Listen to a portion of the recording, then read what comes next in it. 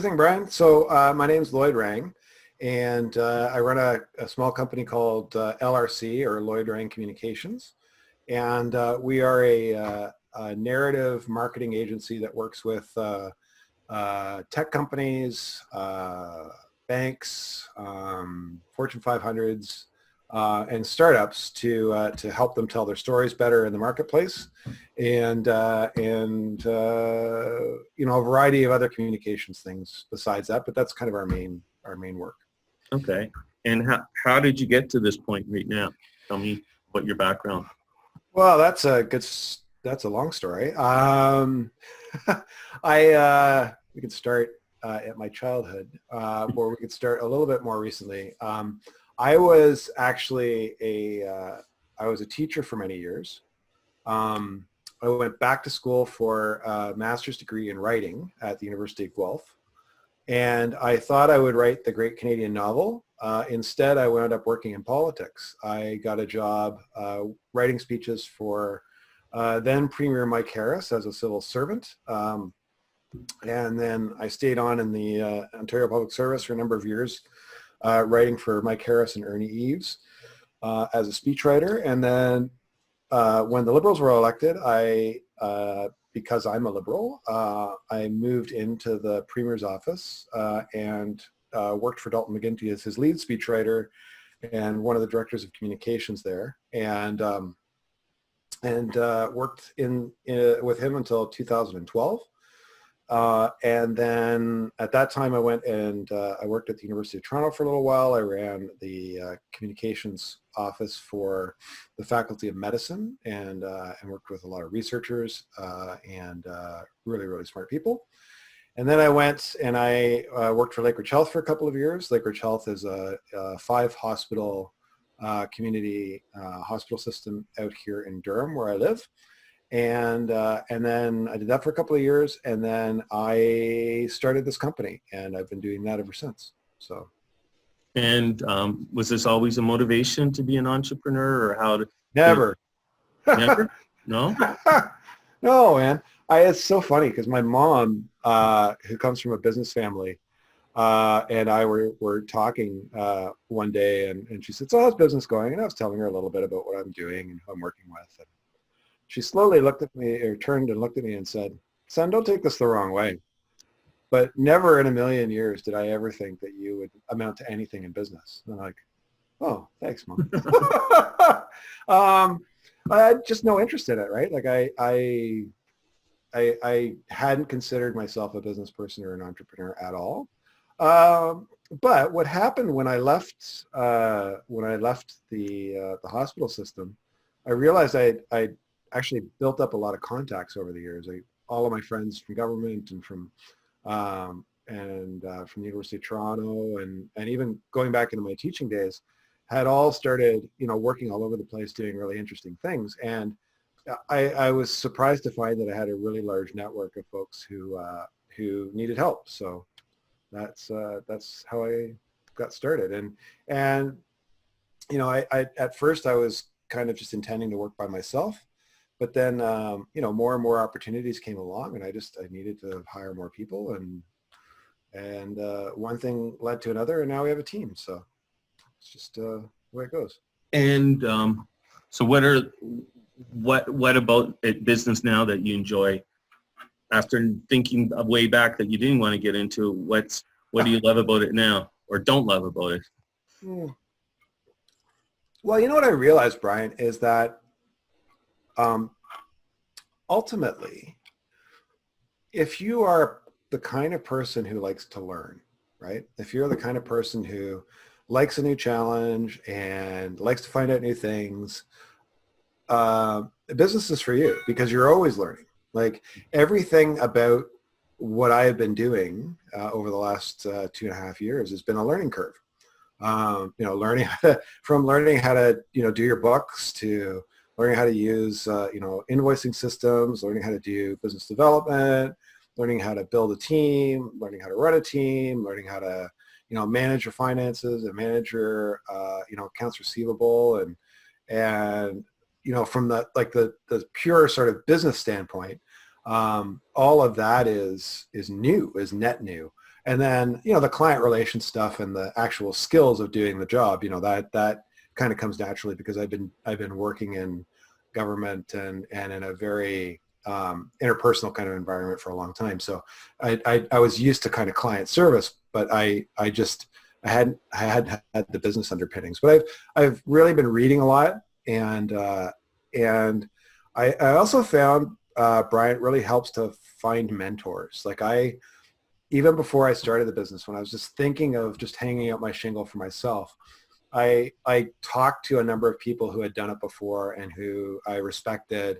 And my brother-in-law, for example, my brother-in-law has been hugely influential in terms of the business because he was an engineer at the Oshawa truck plant for GM. And when the truck plant closed, he lost his job. And so he had a choice to make. He was either going to, work for himself, or he was going to find another job as an engineer somewhere. And he was about the same stage in his career that I was at, his late 40s.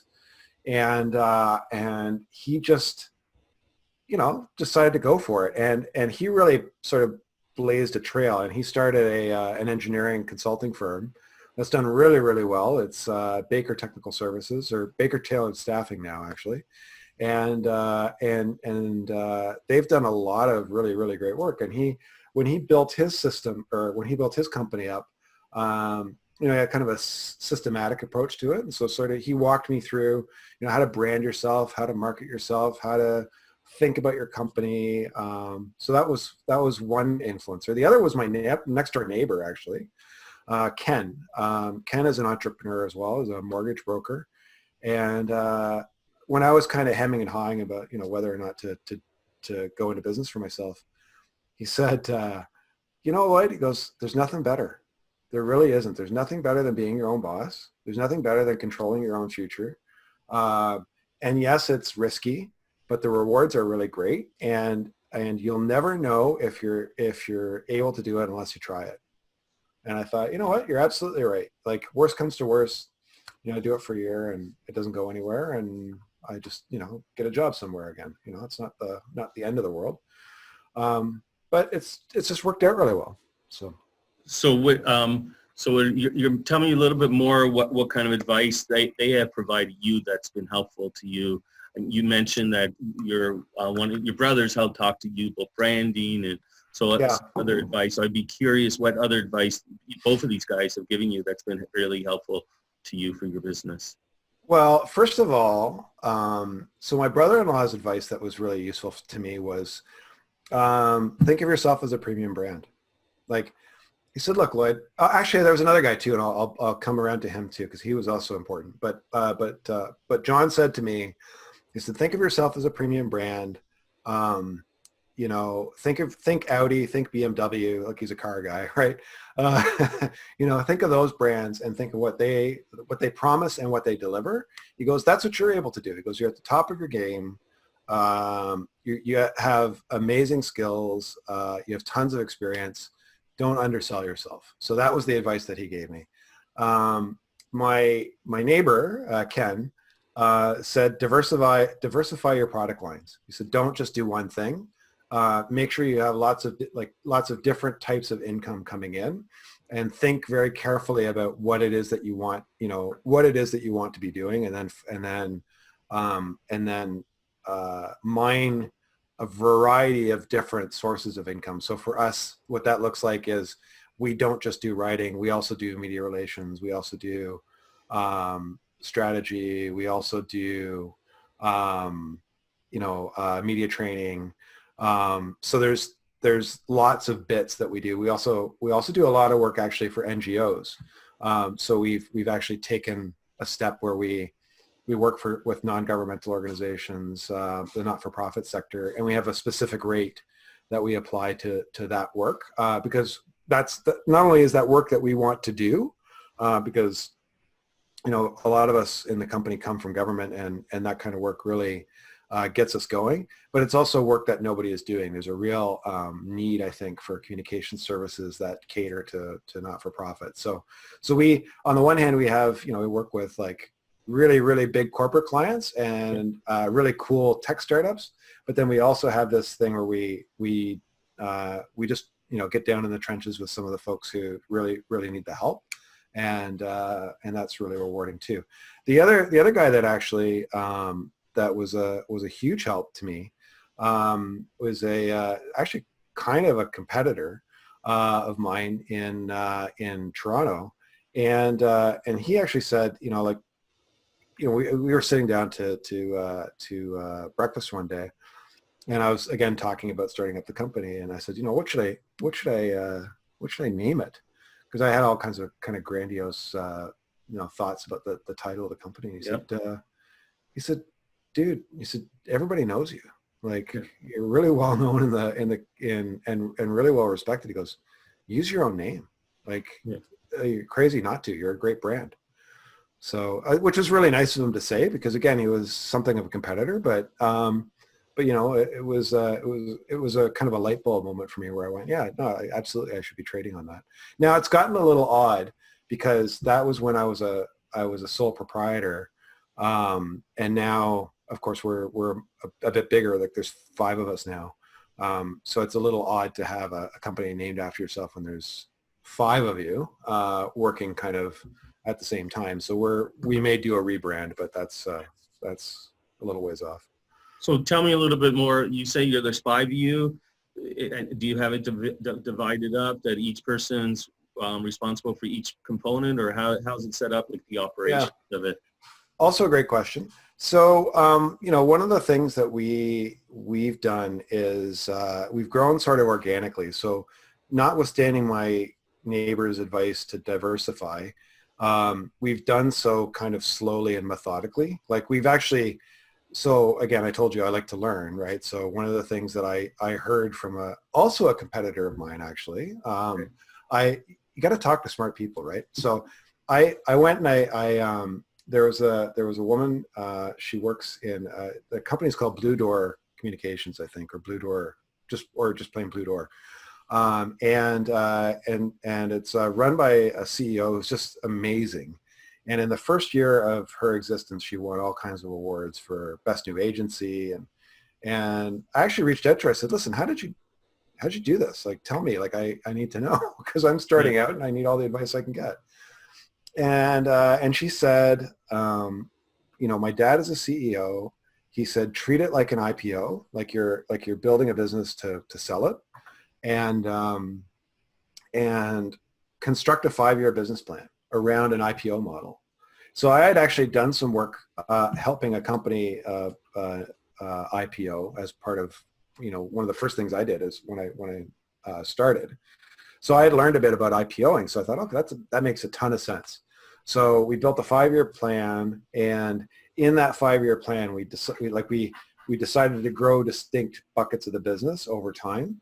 And so I think we're in year 3 now of the 5-year plan, and we're actually exceeding expectations, and we've actually exceeded the number of categories we're in by 1, I think. So we kind of had a plan. Like, we knew that we wanted to go into a bunch of different directions, but we also did it organically. Like, we didn't make the move until we knew that we had the business, or we had the opportunity, and then we had the person who could deliver on it.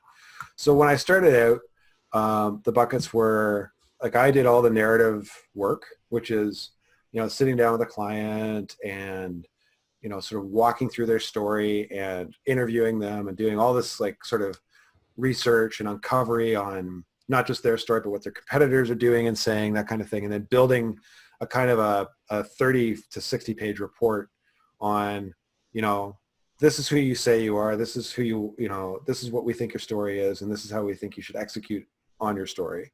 And with a bunch of kind of competitive research built into it. And so that was my job when I started. Then I hired my friend Kate to take that over.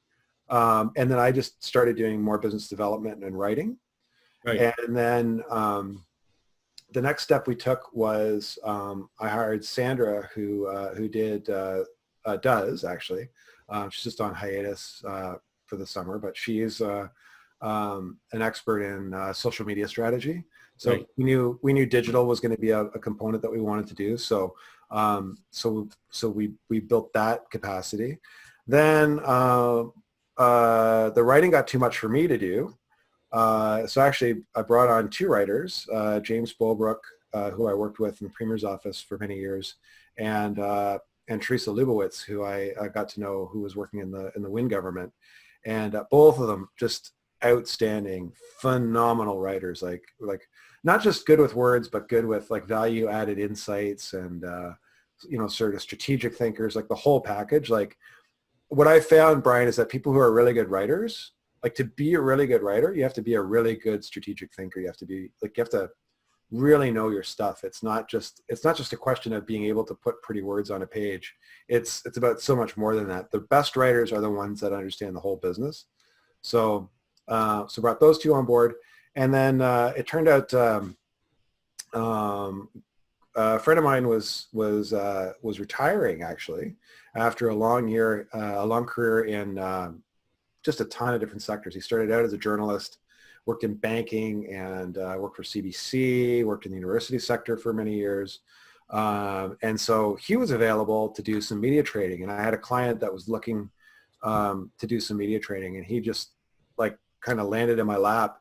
And so Jeff Kay does our media training for us, and he's, again, just phenomenal guy. And then Kapil Kimdas came along, and I was still kind of at one point. Kate actually left to go work for a tech company, and so there was a gap around the narrative development and the strategy and stuff. And Kapil actually was available, and again, brilliant thinker. Kapil actually comes from. He started out his career well. He's Harvard educated and studied at the Kennedy School of Government, and then worked for McKinsey, and then he ran a hospital in the UK, and now he runs TEDx as a volunteer in Toronto. And so we brought him on board to do narrative work with clients, and so he does that for us now. So I've actually kind of moved into more of a coordinating role, strategy, pitch in where I need to, kind of fill in, like especially over the summer where people are taking vacations and stuff. I'm kind of plugging into everything at once. But I've really, been trying to kind of take a step back and do more of the strategy around the company. And turns out that is a lot of work too. And so we brought on board a chief operating officer. And that was, again, a friend of mine from politics who was available, Tracy Sobers. She's just an amazing organizer, thinker, project manager, communications professional in her own right. Like she can also write and do everything else.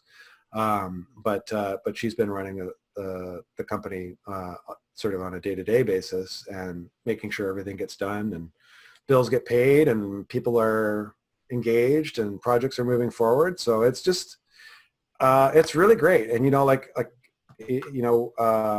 I would say, we have a roster of maybe 60 clients that we've worked with. At any given time, 20 to 30 are active. And so, when I do my to-do list every day, I'm looking at it right now. It's sitting in front of me, 1, 2, 3, 4, 5, 6, 7, 8, 9, 10, 11 different companies on the go at the moment.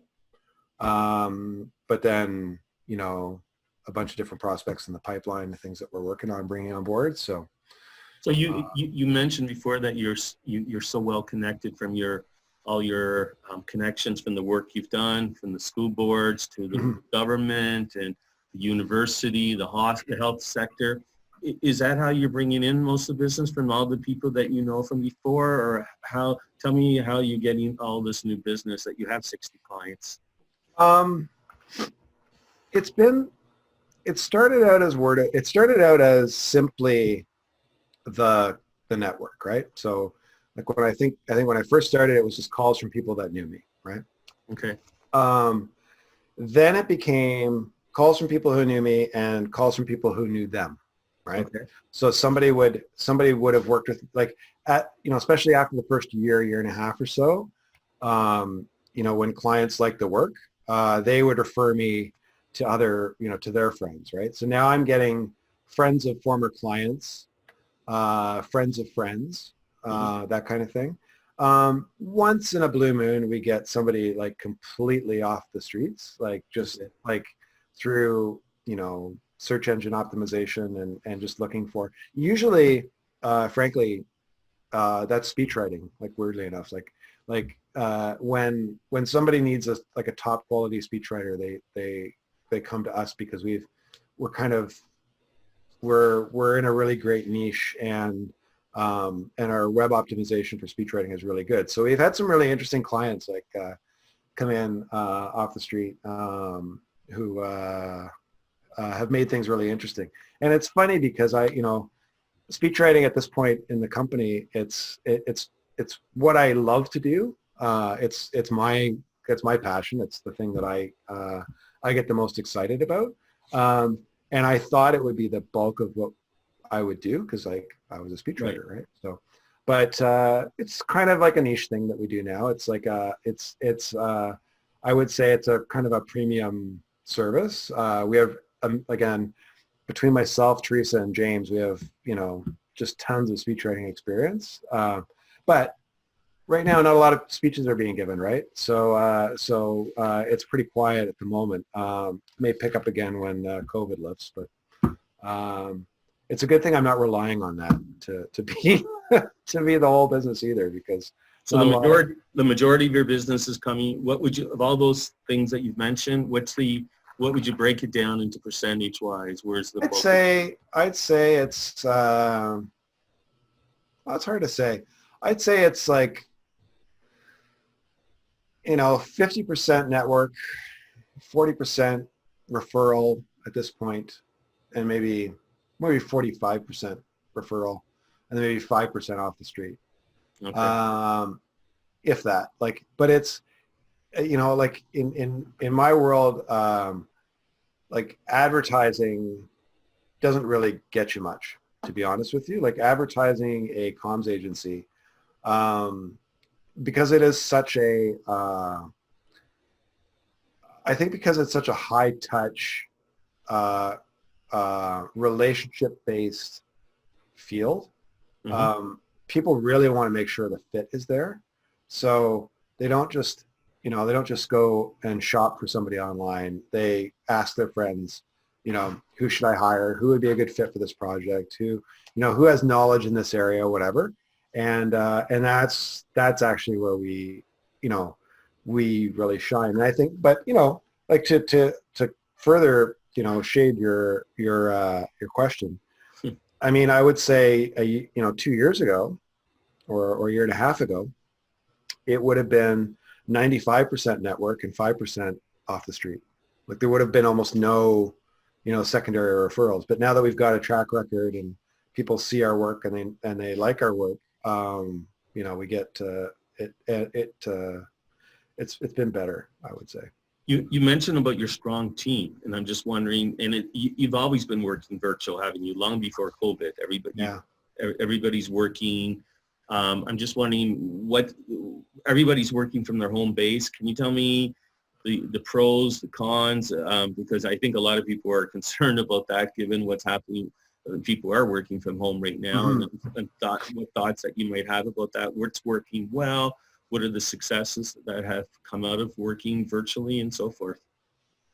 So the personal side of this is, absolutely. Like we've never really, had a group office per se, right? But we've always been kind of virtual. And then, we would go to meetings, like we would meet at meetings, right? Like we would go to a client and show up there and, do a presentation together, and then go our separate ways, and then, sort of meet virtually. Right. A couple of times a year, we do a retreat. We get the whole staff together, and we, set priorities for the year. But otherwise, you're right. It was pretty virtual. And so I thought when all this started, I thought, well, it's not really going to change business much because, right, we're pretty much based at home anyway. Except what I didn't realize was that it's a lot less virtual than you realize, because you are doing a lot more face-to-face with members of the team than you realize, because like I said, you're kind of showing up at meetings together. And secondly, business development is really challenging when you're only doing these sorts of meetings, right? When you're just doing Zoom or Meets or Hangouts or whatever. It's always because, like I said, this is a relationship business. Like, the fit has to be there. People have to kind of look you in the eye and trust you, and you have to get a really good feel for the other person and understand exactly what they want. And it's best done in person, and it's harder to do virtually. It's harder to get new business, I think, in this environment than it is face to face, because it's just the way it is. But that said, there are things that you can do to kind of stand out, right? And so we did, like, almost as soon as this started,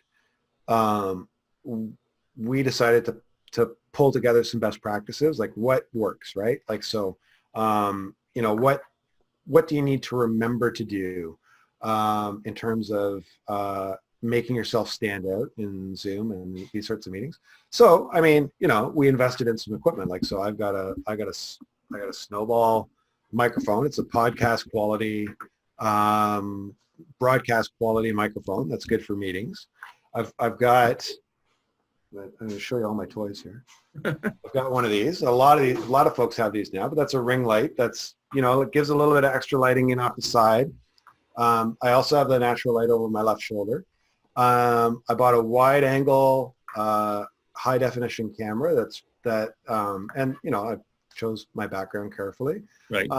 All these things you want to do to be able to stand out, because if the camera's up your nose, or the quality of the picture isn't great, or the audio isn't great, it reflects poorly on you, right? So those are some of the things that you can do to kind of help. But all of that said, like, again, I go back to, you don't know what you're missing. And as somebody who does leadership, this will really, I think, resonate for you, Brian, because I think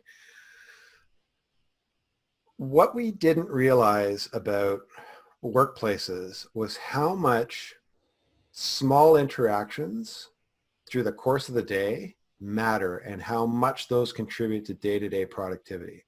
So I have an idea, or I have a question, and I pop in your office and I say, Brian, I just was wondering, I'm working on this file. Do you know anything about X, Y, and Z? Or I have this problem. I just need to brainstorm with you for 2 seconds. What would you do about this? Right? And it's maybe a 2-minute conversation. Could even happen in the hallway as you're passing each other. Right? And then you go back to work. Right? And you don't think anything of it. You don't think that that's exceptional in any way. But now you're working from home and you're faced with a problem. And now you've got to reach out and get an answer to your question and talk to a colleague. Well, that's a half an hour Zoom conversation, right? Like, a lot of the time it's like, oh, I really need some insight into this. I'll set up a meeting with Brian. Brian, do you have time on Tuesday at 2:30 to have a half an hour Zoom conversation about client X, right? Well, that's incredibly, like, unproductive, right? It just, like, so what you've got to do is you've got to find ways using technology to kind of, because that's, you can't do that. You got to find ways using technology to be able to build productivity, to build those accidental interactions and little moments back into your day in a way that is productive and simulates that environment of being at work. And you know what? Honestly, the best thing I found is the phone. Like, you know what? I got like a question on burning in the back of my mind. I'm not going to set up a Zoom call. I'm just going to quickly call you, and I'm just going to ask you a question, and then thank you for your time, and hang up. And we're done in 5 minutes as opposed to half an hour. Okay. Right. And just in terms of internal communications, that is a huge kind of game changer. Like, it's back to the future. Like, using old technology to solve a distance problem right now is really, I think, the way to go. So are you touching base with all your associates on a daily, weekly, or how often are you keeping? Yeah. Like, every day. Like, and so, I mean, it's me or it's Tracy, right? So my COO. So the way we actually organize is I have a 30-minute start of the day call with the COO.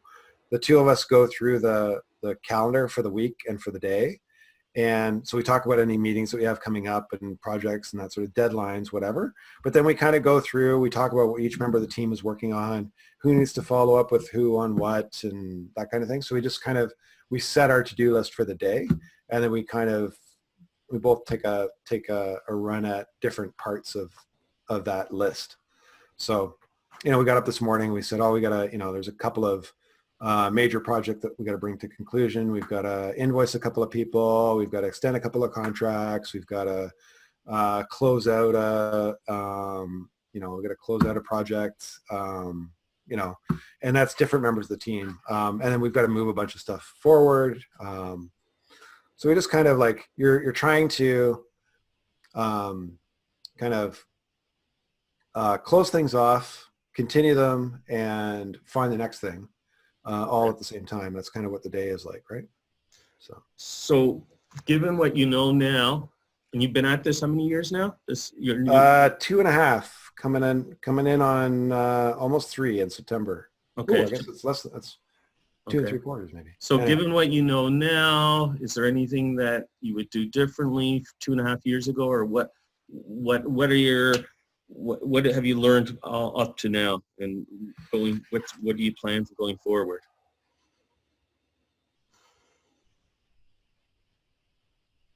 I don't know that there's anything I'd do differently, to be honest with you. I don't think I would. I think, like, strategically, tactically, there's nothing that I think, we missed or should have done that we didn't do, or did that we shouldn't have done. On the whole, I can't think of it sounds strange, I can't think of a misstep. Okay. That said, I think my attitude, the thing that I would change, I think, is just internal, which is that I don't tend to have an off switch. I mean, you've known me for a while now, Brian. Like, I go pretty hard, and so I tend to work until I just can't anymore, and that's not great. I've learned, actually, COVID has actually helped me. Not that we've been any less busy, we haven't. In fact, if anything, we've been busier. But what it's allowed me to do is kind of take stock and I think focus on the things that are important, and learn to step away at the end of the day. Like I try to give myself a hard stop at the end of every day. It's at like 6 o'clock where I say, you know what, I'm not going to answer any more emails unless it's urgent. I'm not really going to answer any more emails after 6. Like, I have to do that for myself. Otherwise, I would never do anything but work. Okay. You've told me about the 3 people, and I'm sure there's others too, that have helped mentor you. Now, I want you to talk, if you were to mentor someone else starting out their business right now, what are some thoughts you would give him or her? I've actually had a chance to do that. That's like, it's one of the nice things about being in this business is that there are lots of folks who are working on similar sorts of projects and companies, right? So I know a lot of folks who have started up on their own. What I tell them is, don't do it unless you're really serious about it. Like, first of all, like, the first thing to, like, if somebody comes to me and says, well, I was thinking of trying my hand at consulting or freelancing, but I'm not really sure. Like, what I say to them is, be sure. Like, you have to know you want to do this. If you're kind of half-hearted about it, you won't have what it takes to succeed at it. You'll wind up just kind of doing, like, you'll just kind of get half of the joy out of it, or half of the results that you're looking for, and it won't be satisfactory for you. So that's the one thing I tell people is, like, just be serious. And then secondly, you have to decide very early on if you're literally just going to do soul consulting, or you're going to build a business. They're 2 very different paths, practically speaking. like, I know I kind of walked backwards into building a company. It wasn't my intention, but I think one of the things I challenge people to do is to think about what their goals are with respect to a business. Like, do you want to just do well for yourself, or do you want to build and scale to a point where, like, actually, there's a third person, fourth person actually that I got some advice from. It's also he's also a consultant, and somebody that I used to work with in the Premier's office. And when I spoke to him, I said, listen, like, I can't decide whether or not I'm going to kind of be a sole proprietor or I'm going to build a business. Like, what would you say? He said, well, sole proprietor, because you wind up working really, really hard unless you can say no to something. You're going to wind up kind of becoming a business. And if you're going to do that, then you have to get past, he goes, the magic number is 5. You get past 5 people on the team, he goes, and suddenly you have enough capacity to be able to throw any work that you have to the other people and not wind up doing it all yourself. He goes, but for some reason, he goes, if the number is kind of like, including you is 5 or under, you're always going to be doing some of the work, even though you're the boss. Like, you're always going to wind up kind of like, mixing it up in the day-to-day. And that's actually not the best use of your time. The best use of your time is actually to do the strategic stuff, to do the business development stuff, to do major clients, maybe, like special projects, but not get kind of sucked into the day-to-day. And I actually found that that's true. I mean, since we've gone over the 5 number, I found my time is much more free to do the things that I want to do. But that comes at a price, right? You have to decide that you're going to build to scale. And that takes some effort, and it takes a solid client base. You can't do it unless you've got the clients and the business to keep everybody busy. And it goes back to planning and intentionality, and like having a clear kind of path, right? So again, from that conversation, I said, okay, well, I'm obviously going to work towards scaling up, because that's, I think, what I need to do. But that like I say, it took a 5-year, plan, and working with a bit like a business development partner to be able to kind of think all that stuff through. That's actually the silent member of the team. Is we have one guy, Justin, actually helps with a lot of the business planning. He's an MBA and works as an advisor and does some teaching for us as well with clients. So that's another member of the team who's been really instrumental in building this up. So I would say, to people starting out, I'd say, you want to just work for yourself? If you do, that's great. Then you have to be able to shut it off, and you have to be able to turn away business. If you're not able to turn away business, you don't think you can say no, then you need to think about scaling up. And if you're going to scale up, you have to go past 5 people. Otherwise, you're still going to you can have all the drawbacks of being a sole proprietorship and none of the benefits.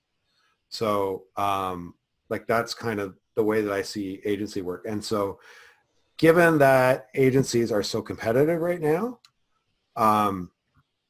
what I tell people is, unless you're really prepared to put yourself out there, just work for yourself, freelance, sole consult, know that you're going to turn some things away, be okay with that. And you can make a good, tidy living doing that, and there's nothing wrong with it. But if you think that you want to build a business, you better toughen up, because it's not easy. Okay, and I guess going along with that is, I think you've hinted at, or you said it in that answer, are there any other hurdles that you would say watch out for to someone starting out their business from your own? Well, cash flow is really, I mean, the thing that the thing that sinks a lot of people is accounts receivables, right? Like you wind up like just not watching, like you'll hear business people say this all the time, like they forget to specify the terms in the contract, right? So, you wait half a year for a payment, right? That you need to pay off your suppliers or the people that you're working with, or even yourself.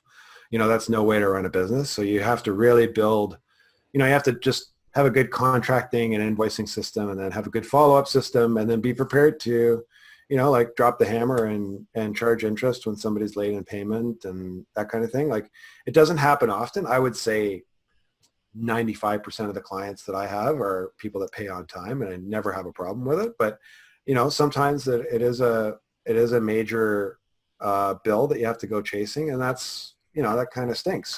So be prepared to put some thought into how you're going to do the invoicing. That's one thing. And then the other thing that sinks a lot of people is just like saving for taxes. Like, when you go from collecting a paycheck and your employer conveniently takes the money off your paycheck, you forget that when you're self-employed, that you have to save that money, and you have to save HST that you're charging and all the rest of it. And it can be a shock when that bill comes at the end of the year for your personal taxes, and then you have to do it again for your business taxes, because if you've incorporated, then suddenly you've got to pay a business tax and business HST too, and you're just that's a lot. So just being prepared for that. And then the last thing I would say is that I had to learn is separate your bank accounts early.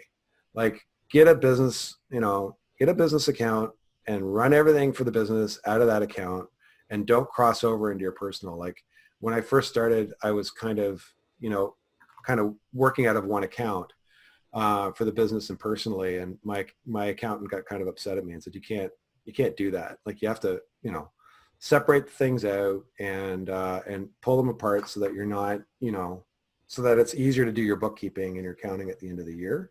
But also just for propriety, it's just better and cleaner. Part of the problem was that I wasn't using QuickBooks when I first started. And I was using, some sort of freeware to do some of my accounting and invoicing. And investing in QuickBooks was really helpful, because it just allowed me to, it's kind of idiot proof, and you can really, sort of keep track of your, of everything that you need to do your year end much more easily with QuickBooks. So that was a good choice. Okay, great. I don't know if you have any other, this has been great, Lloyd. I don't know if there's any other last comments that you felt that you want to add at this point. No, I guess I go back to the whole learning thing, right? It is really challenging.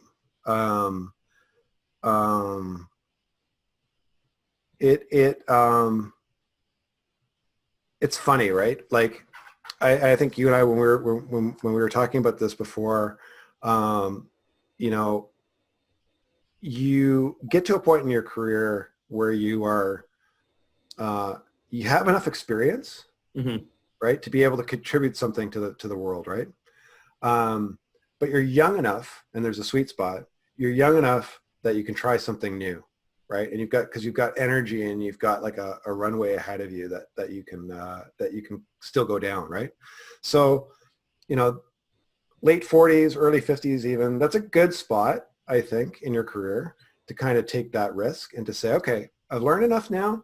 I know enough people. I've got a good network. I've got good skills. I've got insights. I'm calm. I'm mature. Now I'm going to try to build this, a business up, or I'm going to try something new. When you do that, it's incredibly energizing. Like, I found myself more excited to get up in the morning, more energized, more willing to work, more proud of my work than I have in a very, very long time, just because it's mine, first of all.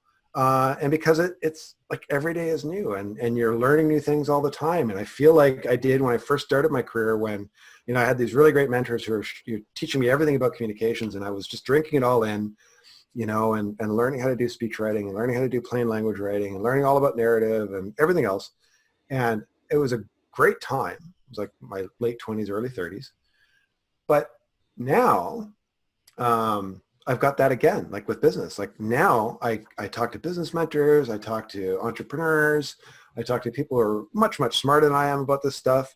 and I get to learn so much from them, and I just get to apply it in my own work, and it's just exciting. So this is like the sweet spot. Like this is a really great place to be in your career and a great time to make the step. And I couldn't have done it, Brian. There's no way I could have done it when I was in my 30s and 40s. Wouldn't have had the maturity, wouldn't have had the connections, wouldn't have had the insights, wouldn't have had any of what I needed. And frankly, technology wasn't there either. Like if you think about how much easier it is to do business today with all the apps that are available to you for like just your phone alone, like, 15, 20 years ago when I was working off a BlackBerry, I couldn't have accessed all the information that I can now. Mm-hmm. Right. So I can go on the road. I can work remotely. Like I've taken my laptop to a beach in Curacao and sat down and done work. Like it's a great time to be doing this. So, pick the right spot in your career. Pick a moment when you've got energy and experience both. Recognize that the technology and the resources that you have available to you today allow you to do so much more than you ever could. Plan. And then execute, and then and hopefully the magic will strike. Okay, great.